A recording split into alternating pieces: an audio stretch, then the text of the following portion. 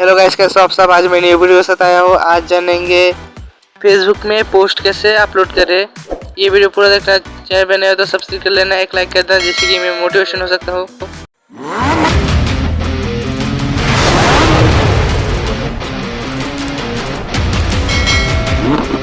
पहले background remover पर जाए, इसके बाद पहले वाला ऑप्शन को क्लिक करके आपको गैलरी पे जाके एक फ़ोटो सेलेक्ट कर देना।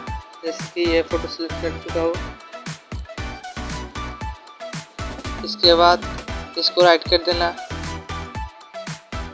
इसके बाद AI ऑटो पे क्लिक करके कुछ देर के लिए रख देना, तो आपका बैकग्राउंड रिमूव हो जाएगा। चैनल पे नए तो सब्सक्राइब कर लेना, एक लाइक कर देना जिससे कि मैं मोटिवेशन हो सकता हूँ।